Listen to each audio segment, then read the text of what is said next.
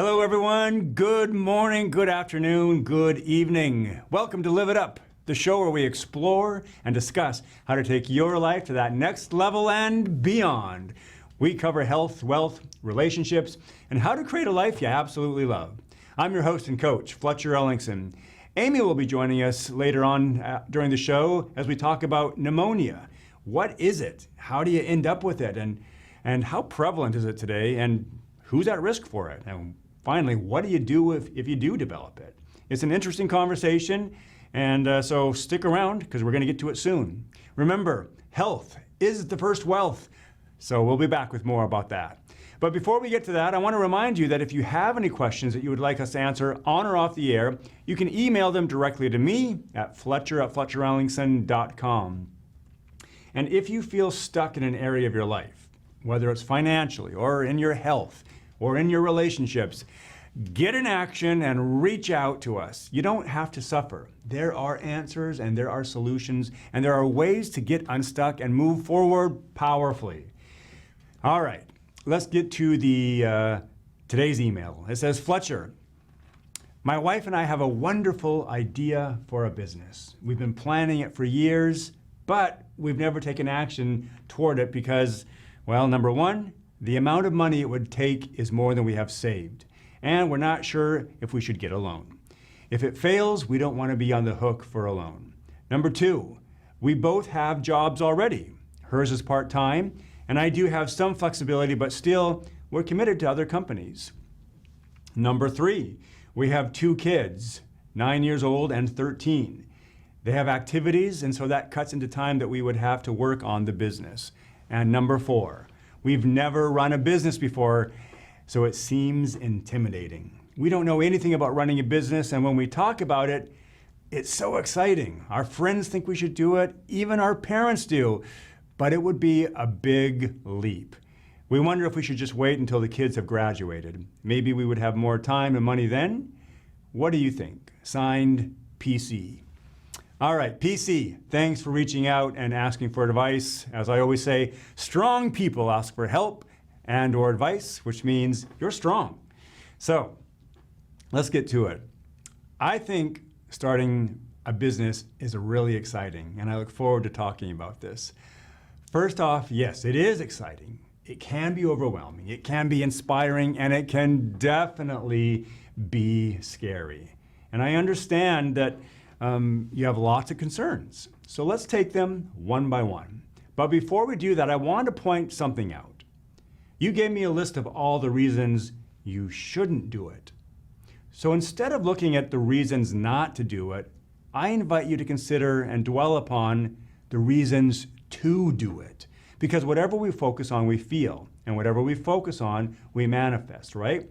So if you are focusing on all the reasons why not to do it, it's going to be, you're going to feel and experience all the emotions that go along with why you shouldn't do it.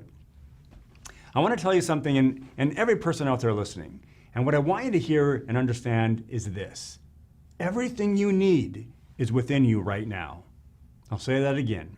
Everything you need is within you right now. And in the case of you starting a business, everything you need to start and run that business is within you right now. We're going to come back to that, but let's get to your concerns. Number one, you said it would take more money than you have saved currently. Okay, so I've got a question for you. Do you know how much you would need to have to actually start this business? Do you actually have a hard number or at least a range? And if not, then you need to get one, because we want to be operating from actual costs, not just hypotheticals. And once you've determined it, is it an amount that you can save, or are you going to need to get a loan? And or can you start small and pay as you go? Remember that all you need is within you now. So this is a time to get creative and resourceful. That's what we've got inside of us. The ability to be creative, the ability to be resourceful. Creativity and resourcefulness are something that you have within you. You can be resourceful and creative about how to generate the money you need. Maybe you work more. Maybe your wife works more. Maybe you raise the money via a Kickstarter, right? You've seen plenty of people do that very successfully, I might add. Or maybe you bring on a partner, right? Maybe it's time to talk with somebody else who has some finances, who has some business savvy, and they can partner with you. Or maybe you get a loan. With very few exceptions, every business owner has had to go through this process. So my advice is to talk with some business owners, to listen to their stories. Again, this is part of being resourceful and creative. All right? Number 2, you cited that you had time restrictions. Your wife and you both work and you have children, so life is full. I get it. And I'm not going to sugarcoat this either. That's just an excuse. It's not really a reason, okay? I get it that you're busy. I get that you have commitments. Again, with very few exceptions, everyone works, and many still find time to open or run a business. It may mean you work on the weekends, or it may mean you work on the evenings or early in the morning. Again, get creative, get resourceful. If you make it a must, you'll find the time. Number 3, I get that your kids have all sorts of activities. I'm a parent. My kids have all sorts of activities, all right? They all do. It comes down to priorities and what you're willing to make a must. Now, I know what I'm about to say is an unpopular thing to say, but you don't have to attend every one of your kids' activities. You may need to get resourceful with carpools, right? Or you may need to say no to some of the activities. Again, I know that's unpopular, but it comes down to your priorities and your commitments. If you choose to make every single kid activity a priority over yourself, then you're going to have to become even more creative and more resourceful. You'll likely need to assess your short-term and your long-term priorities, okay? You asked if you should wait till they graduate. Maybe you'll have more time and more money then. The answer to that is probably not, okay? Our children will always have activities. If they go away to college, now you're going to be traveling there. Okay, if they're getting married, you're going to have more responsibilities. There's never the perfect time. Okay, the perfect time is right now, because right now is all that exists. Okay. So you say you've never had or run a business, and so you're not sure how to do it. Again, I totally get this. I didn't know how to run a business either, and I ran one of them right into the ground. There's always that risk. But there are always risks to everything. And in reality, that's kind of what it makes it fun, right? I mean, if there wasn't any risk, it would maybe be boring and predictable. So what can you do? Well, again, everything you need is within you now. Get creative, get resourceful, take a course, meet other business owners, take them out to coffee, pick their brain. I have a feeling that you didn't know how to raise kids at one time either, right? That's one of the most challenging things ever. It didn't come with any sort of manual, but you're doing it. Business has its own challenges, but they can all be figured out. And it can be fun and it can be fulfilling too. The question is, are you willing to be resourceful? Oprah Winfrey, Richard Branson, Tony Robbins, Joy Mangango, and so many others started with nothing. But because they were willing to be resourceful and creative, they were able to not just start one business, but were able to create empires. All right, PC, it's time to make some decisions, and it's time to get into action. Instead of looking at the reasons not to do it, what are the reasons to do it? How good would it feel if you guys actually began taking action on your dreams, right? That would feel wonderful. Think about how inspired and motivated you would be, right? Yes, there's going to be setbacks. Yes, there's going to be challenges. But to take action on your dream, that's quite an opportunity. You can do this, and I believe in you. Stick around. We're going to be right back and after this commercial break, and we'll be talking with Amy.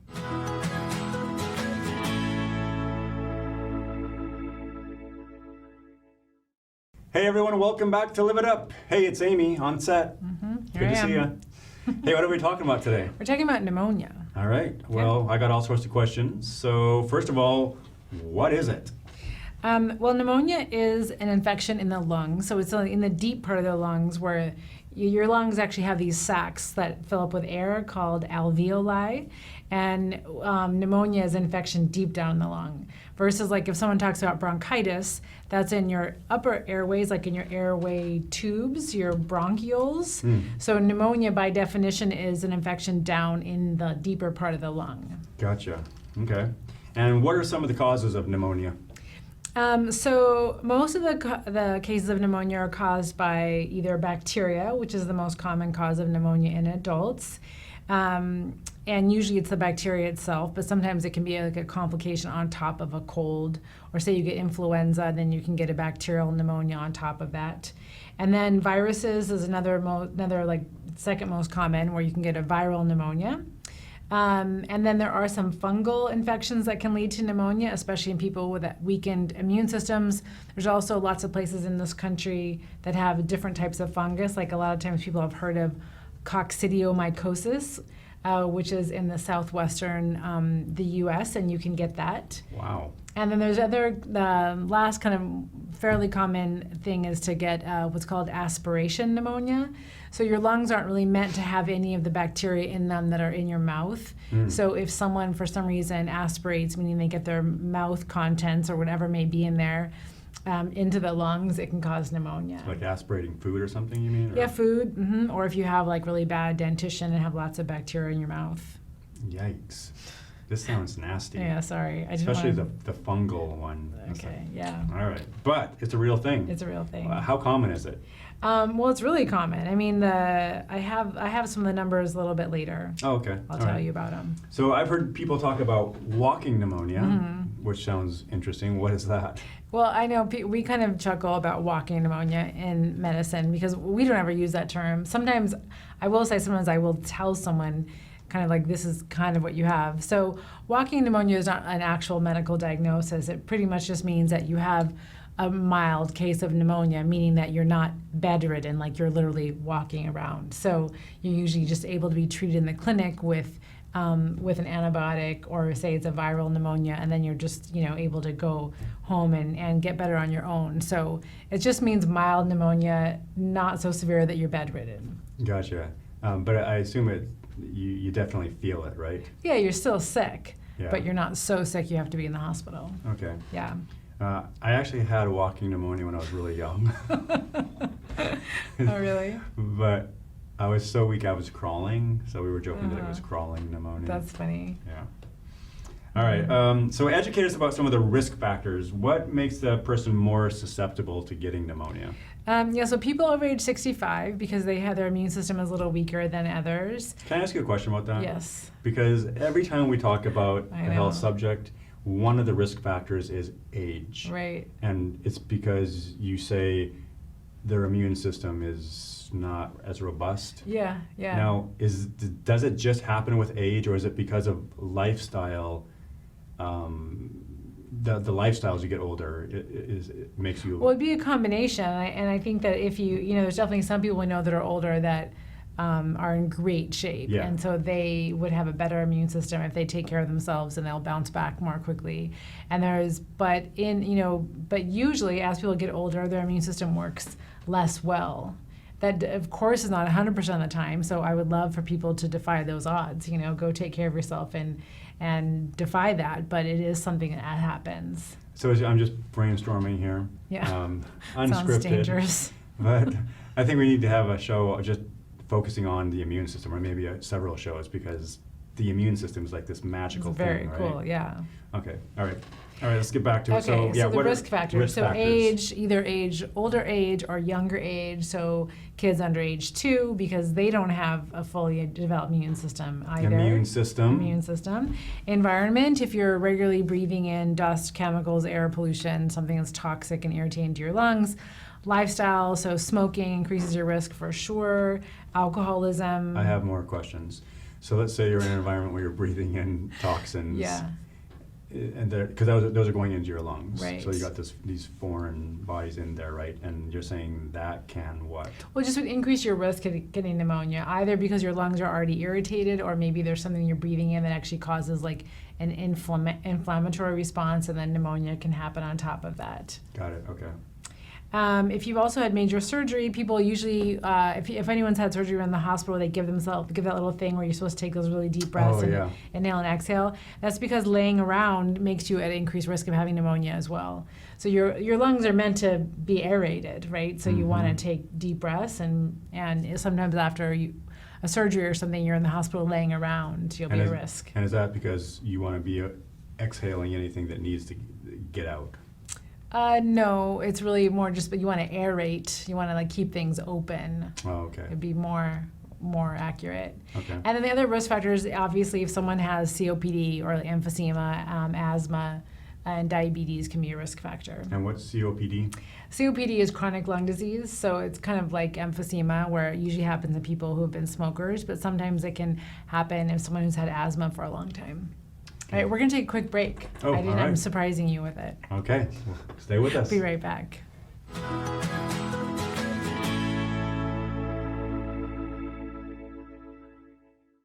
Hey everybody, welcome back to Live It Up. We're here with Amy and we are talking about pneumonia, otherwise known as pneumonia. That did not sound good. All right, so tell us a little more about pneumonia. When should someone suspect that they actually have it? Yeah, so the symptoms, well, so first of all, I was going to say that pneumonia is quite common. You asked me like how often or what are the numbers. Yeah. So it's the number one most common reason for U.S. children to be hospitalized in the United States. It is? Well, yeah. So Wow. mostly because kids rarely get sick enough to be hospitalized. And then it is the most common cause for adults to be hospitalized, second to giving birth.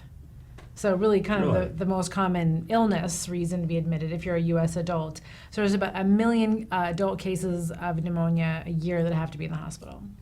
So the symptoms of pneumonia can range from mild to severe, and it depends on, if you have underlying lung disease and that kind of thing. But almost always people have a fever, they have a cough, and they usually feel really sick. So people who have ever had pneumonia usually will come in my office and say, like, this feels like I'm worried that I'm going to get pneumonia again. And unfortunately, there's nothing I can do to prevent you from getting pneumonia if you now have a cold. You still could get pneumonia.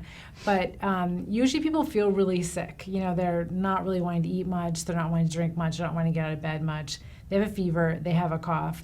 And I know people frequently think they have to be coughing up phlegm, but because that's what everyone's taught. Like if you cough up phlegm, somehow that's a magic that like shows you have pneumonia or have a bacterial infection, and that's not true. So you may not even be coughing out phlegm necessarily. And people will often have some trouble breathing where they feel like it's tight or short of breath. And then they may even have pain frequently in the area. It's going to be like on the side where the pneumonia is. Mm-hmm. So besides those symptoms, what else can you do to diagnose it?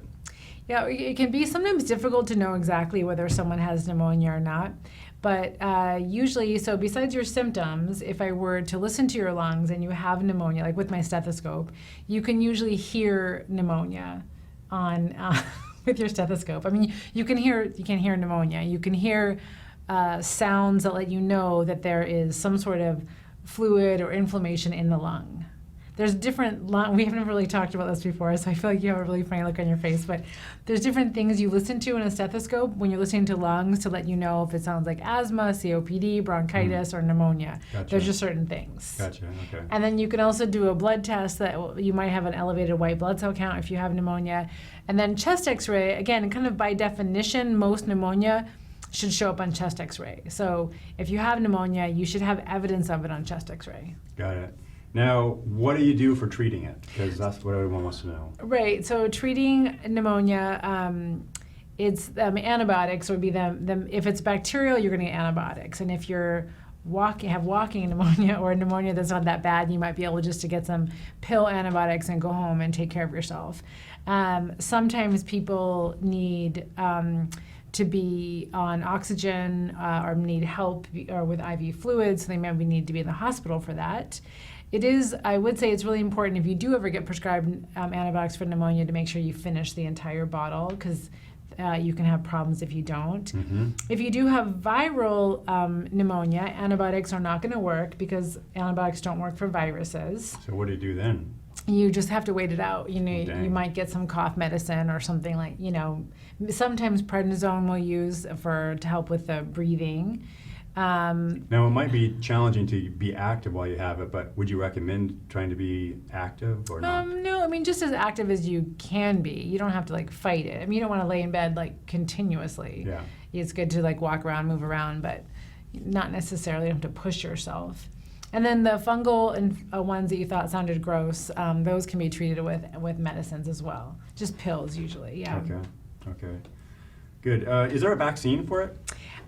Yeah, there are some vaccines for pneumonia. There are two main types of vaccines out there, and they cover some different strains.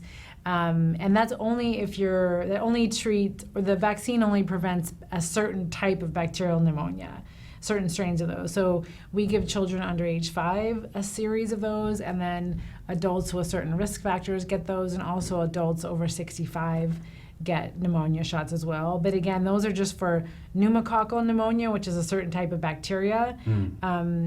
Otherwise, there's no other vaccine for the other ones. So with a vaccine, are you doing it like preemptively or? Yeah. Okay. So vaccines, when we talk about the immune system, I thought we talked about vaccines before, but the vaccine basically, if I give you a vaccine, your body then, your immune system has memory cells.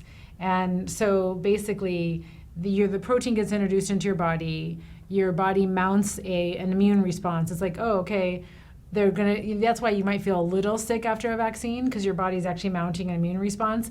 But then the benefit is if you ever get exposed to that again, like in the natural environment, your memory cell is able to then mount a quick and efficient immune response against that in the future. I love it. Yeah, so it's like sensitizing you for a potential future exposure. I'm excited to talk about the immune system. It is so cool, really, All right, seriously. good. All right, do we have time to talk about the origin? Yeah. I know you like talking about the origin of words. I know, I always think it's really cool. And the origin of this word is actually maybe almost not as cool because it's so old it hasn't really changed. That we've been using this term since about 1600, and literally the Greek word is pneumonia, and it just means inflammation of the lungs. That the root, like the further back root, even like before Greek and Latin, would be pneumon, which meant lung, and then which maybe came from an older word, which meant to float or to flow. I mean, one of my thoughts was maybe, because if you put a lung in water, like if you take a lung out of an animal or a human, it would probably float because if it has air in it. So I don't know if that's where it came from. But the word pneumonia has just been around since like Latin times and Greek times, a really old word. That's cool. I know. Yeah, I know it's spelled different than what, most of our words. Pneumonia. Stop saying that. All right, I think we are out of time. So it's time now for you to get out there, be a source of kindness, be a source of contribution. You have something for this world, and we believe in you.